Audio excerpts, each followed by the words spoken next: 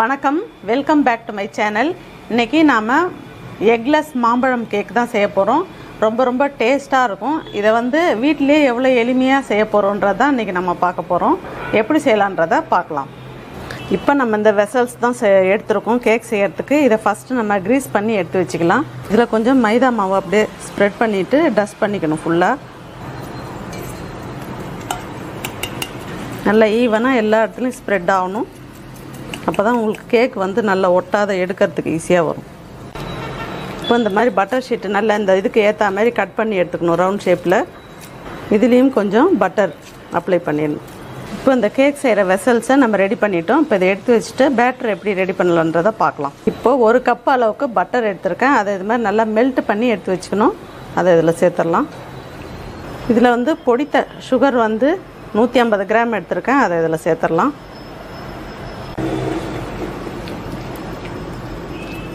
Butter 100 gram எடுத்திருக்கேன். பொடிச்ச சர்க்கரை 150 gram. இதை நல்லா இந்த பட்டரில் நல்லா குழச்சிக்கணும். மாம்பழத்தை இது மாதிரி பல்ப்பை எடுத்து நல்லா மிக்சியில் நைஸாக ஃபைன் பேஸ்ட்டாக அரைச்சி எடுத்துருக்கோம். அது 1 கப் எடுத்திருக்கேன். அதையும் இதில் சேர்த்துடலாம். இது எந்த மாம்பழமாக இருந்தாலும் பரவாயில்ல, ஆனால் நல்ல இனிப்புள்ள பழமாக செலக்ட் பண்ணிக்கணும்.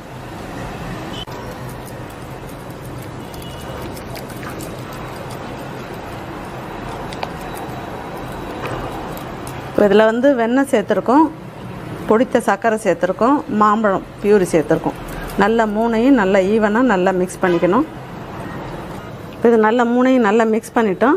இப்போ மைதா மாவை நல்லா சலித்து தான் சேர்த்துக்கணும். மைதா மாவு நான் 1.5 கப் எடுத்துருக்கேன். அதுலேயே நம்ம பேக்கிங் சோடா 3/4 டீஸ்பூன் எடுத்துக்கணும். சோடா உப்பு 1/2 டீஸ்பூன் எடுத்துக்கணும். இதையும் நல்லா இதோடு சேர்த்து ஜலிச்சு எடுத்துக்கணும். இப்போ இதை நல்லா ஈவனாக மிக்ஸ் பண்ணிக்கலாம்.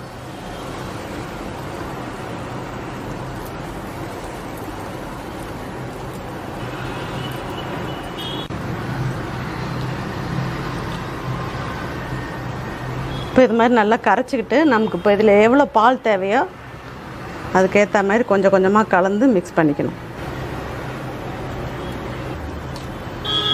டேஸ்ட் ரொம்பவே நல்லாயிருக்கும். அதனால் இதில் 1.5 டீஸ்பூன் கண்டென்ஸ்டு மில்க் எடுத்திருக்கேன். அதையும் இதில் சேர்த்துடலாம். இப்போ அந்த கண்டென்ஸ்டு மில்க்கும் நல்லா மிக்ஸ் பண்ணிக்கலாம். இப்போ இதில் கொஞ்சம் முந்திரி சேர்த்துக்கலாம். அப்புறம் திராட்சை கொஞ்சம் சேர்த்துக்கலாம், உலர் திராட்சை. இப்போ இதையும் நல்லா மிக்ஸ் பண்ணிக்கலாம்.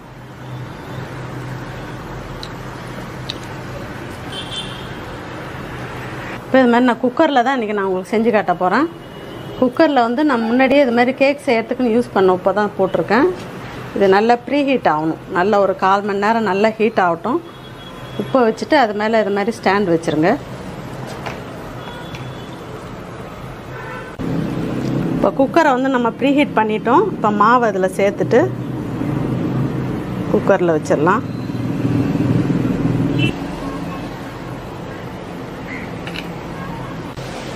இப்போ நல்ல பேட்டரை நல்லா பபுள்ஸ்லாம் இல்லாத நல்லா இது மாதிரி ஈவனாக ஸ்ப்ரெட் பண்ணிவிடுங்க. அப்போ தான் உங்களுக்கு கேக் நல்லா ஈவனாக வேகும். இப்போ இது மாதிரி லேசாக தட்டிக்கணும். இப்படி செஞ்சால் உங்களுக்கு அந்த ஏர் பபுள்ஸ்லாம் இருக்காது. இப்போ இந்த வெசலை எடுத்து குக்கரில் வச்சிடலாம். நல்ல சென்டராக வைக்கணும். வச்சுட்டு குக்கருக்கு இது மாதிரி வாஷர் போட வேண்டியதில்லை, சும்மாவே அப்படி மூணுனா போதும். இது 30லேருந்து 45 நிமிஷம் வரைக்கும் ஆகும் உங்களுக்கு ரெடி ஆகிறதுக்கு. அப்படியே மீடியம் ஃப்ளேம்லேயே வச்சு அப்படியே நம்ம குக் பண்ணி எடுக்கணும். அதுக்கப்புறம் நம்ம எப்படி வந்திருக்குன்னு பார்க்கலாம். இப்போ ஓப்பன் பண்ணி பார்க்கலாம். இப்போ இது மாதிரி ஒரு ஸ்டீல் கம்பி எடுத்திருக்கேன். அதால் நம்ம கேக் வெந்திருக்கான்னு பார்க்கலாம்.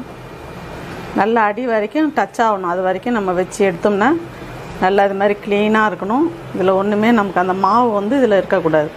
இது மாதிரி இருந்ததுன்னா நல்லா க்ளீனாக இருந்துச்சுன்னா நல்ல கேக் ரெடி ஆகிடுச்சின்னு அர்த்தம். இப்போ ஒரு கொஞ்சம் நேரம் ஆற வச்சுட்டு எடுத்து பார்க்கலாம். இப்போ இதில் நம்ம பேட்ரு இதை இவ்வளோ தான் ஊற்றி வச்சோம், 3/4 அளவுக்கு.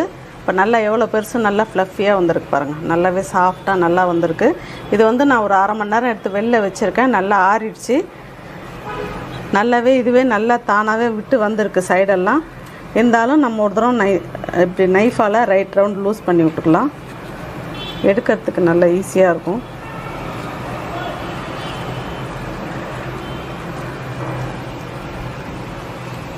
இப்போ இது மாதிரி ஒரு பிளேட் வச்சு இப்படி திருப்பிக்கலாம்.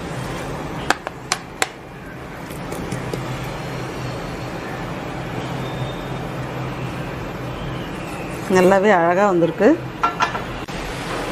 இப்போ நம்ம அடியில் போட்டிருந்த அந்த பட்டர் பேப்பரை எடுத்துடலாம்.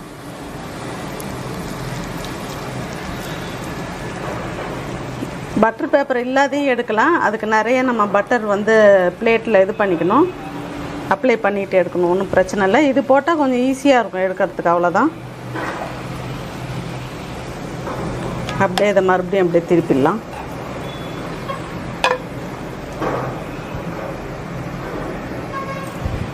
இப்போ கேக்கை நல்லா கட் பண்ணி பார்க்கலாம். இப்போது ரொம்ப சாஃப்டாக ரொம்பவே அருமையாக வந்திருக்கு.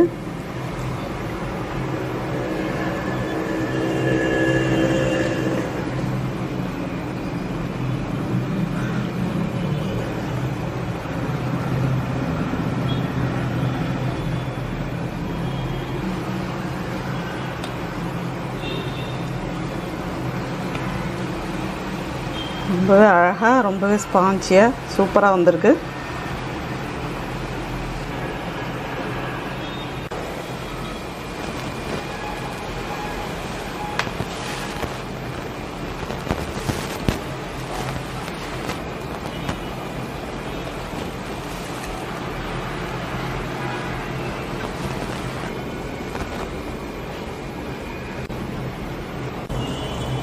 ரொம்பவே அருமையாக டேஸ்ட்டாக மாம்பழத்தை வச்சு அருமையாக கேக் செஞ்சுருக்கோம். டேஸ்ட்டும் ரொம்ப ரொம்ப அருமையாக இருக்கும். இதில் வந்து நம்ம முட்டை சேர்க்கலை. ரெண்டாவது நம்ம குக்கர்லேயே ரொம்பவே சிம்பிளாக செஞ்சுருக்கோம். இந்த கேக் வந்து எல்லோரும் ஈஸியாக செய்யலாம். இதே மெத்தடில் நீங்களும் உங்கள் வீட்டில் ட்ரை பண்ணுங்கள். ரொம்பவே அருமையாக வரும். உங்களுக்கு இந்த ரெசிபி பிடிச்சிருக்குன்னு நினைக்கிறேன். பிடிச்சிருந்ததுன்னா லைக் பண்ணுங்கள், ஷேர் பண்ணுங்கள், சேனலை மறக்காமல் சப்ஸ்கிரைப் பண்ணுங்கள். தேங்க்யூ.